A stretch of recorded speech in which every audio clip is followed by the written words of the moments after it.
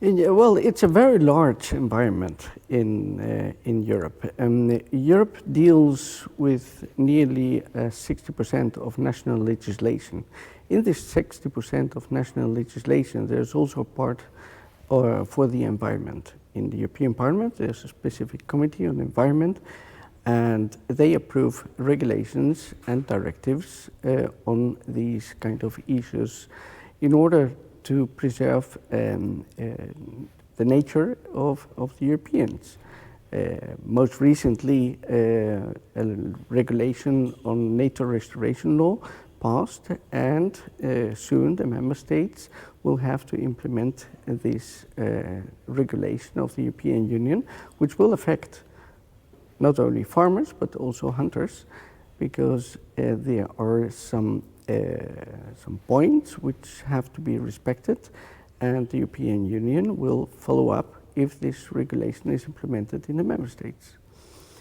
And not only that, but because we have many other kind of regulations, but I would like to follow the interview a little bit, so I do not speak in a row right now, and there might be specific topics you want to address to the Danish. Yeah, I would like to hear how the EU Parliament,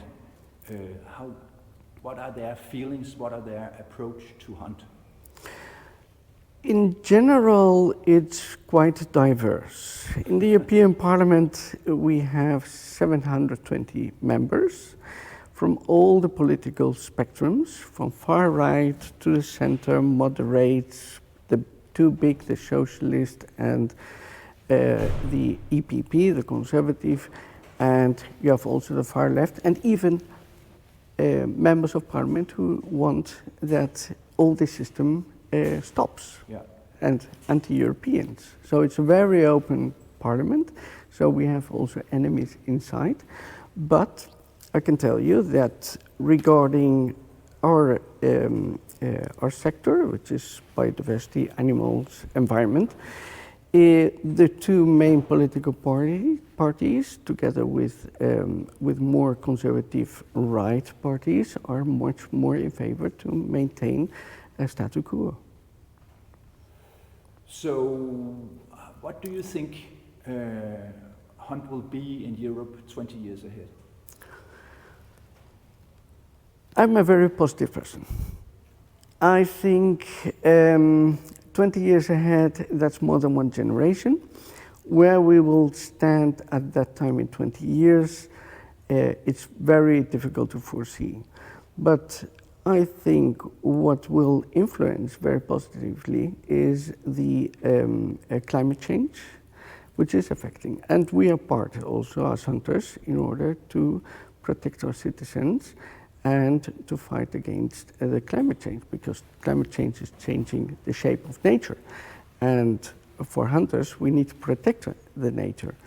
So I'm quite positive that our stance to defend hunting will increase, also because national organizations are getting more and more together day by day, and we're starting to have a common voice. I'm referring myself to the growth of SCI, for example, and also FACE, which is the Federation of European Hunters, which gathers together 7 million hunters. We have lots of challenges. In June, beginning of June, the first week of June, nearly 500 million Europeans will elect a new parliament. To elect a new parliament is always very challenging, because on national level, in many European member states, the vote is not for European issues, because it's very difficult to convey that message to the citizens. So it's always what I call a contaminated vote. It's much more what is the national government doing, and on national level, rather than what is the European Union doing for the good of the citizens. Challenges we have a lot, and I will take my mobile because I'm very open for that. But I have a long list of challenges we can have in the next legislature, 24-29. And there will be a new proposal, for example, on lead ammunition. What is that? Lead ammunition. Yeah, okay, yeah, sure. Lead ammunition. There will be a new animal welfare package, and that will affect, for example, hunting with dogs. We had the example recently in Spain where new national legislation came through, and they want to include hunting dogs at the same level as domestic animals. And that was quite a big issue in Spain, but finally the legislator decided to not put in the same legislation hunting dogs, so they are excluded from that. But you never know. There will be the reform of the Common Agriculture Policy. And we are also watching the EU multi-annual budget to be set in 2027. There will be a review on the seal trade ban.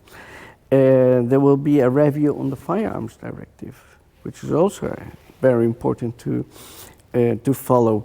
A new listing proposal for invasive alien species. The new European biodiversity policy initiatives toward 2050, and also the new election of the Environment Commissioner. That's also very important and challenging this year. A directive or a regulation or a strategy, it's not very clear right now, which is called From Farm to Fork, which will imply all the chain from when the animal is killed and it will arrive to your dish. Yes. And all that regulation. So what we are doing, and SCI is influencing directly, is to have that, we follow that regulations, and we try that these regulations do not affect hunting and hunters, and also all the industries around the hunting. As far as So I remember, the list is still very long. yeah, Eh? I'm breathless already. But as far as I remember, the greenies and the anti-hunters, they have a yearly budget in Brussel around 70 million euros or something like that. And the FACE's budget is around 1 million euro. It's an equivalent of €1 per hunter. Yeah. No less. It's 1 krone per hunter. Well, 1 crown. It's a Yeah. very low amount of money. Yeah. So, question: how much money do you guys need to deal with the greenies and the lack of knowledge in the parliament? Personally, I don't think it's a question of money. Okay. It's a question of willingness. The main point is that the greenies, the anti-hunters, are in Brussels all the time, walking through the corridors of the European Parliament, European Council, European Commission. We have to have you more in Brussels. Come to Brussels, and we have to organize more seminars, more roundtables, more informative spots. In America, they called it Lobby Day, things like that. We have to be more, they have to see us. Yeah. They're very often in Brussels, but it's always a very closed event. Yeah. We should be more open. Yeah. We should be more advocative. We shouldn't be shy on social media. You saw this week that Botswana wants to send 20,000 elephants to Germany. Yes. So that's the kind of communication strategy we have to implement. We shouldn't be shy. Well, you as hunters and all European citizens are convoked to the European elections on the 9th of June. Political parties, your national political parties, are already programming the campaign.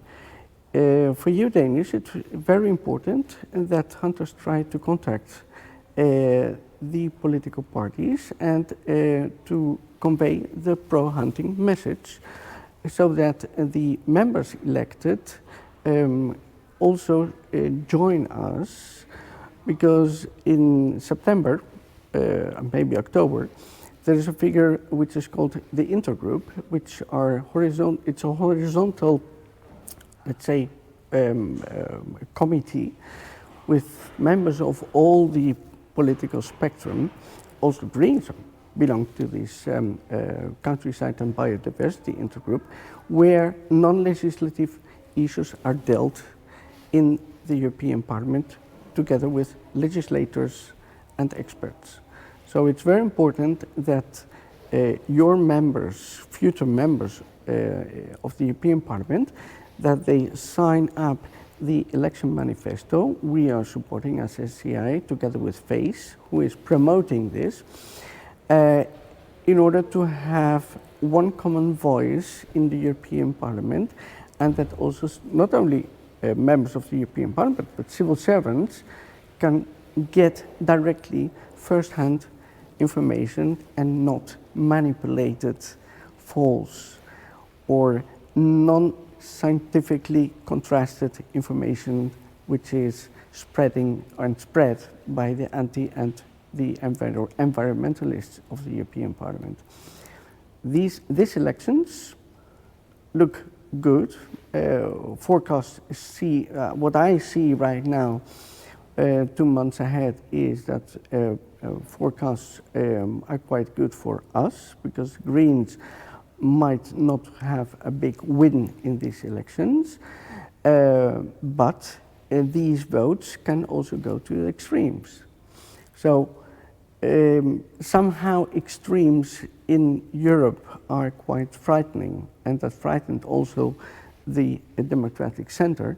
And I think we have to focus on the democratic center, where most of your members will be elected for the European Parliament. So first, go on the 9th of June, vote, and vote to pro-hunting parties.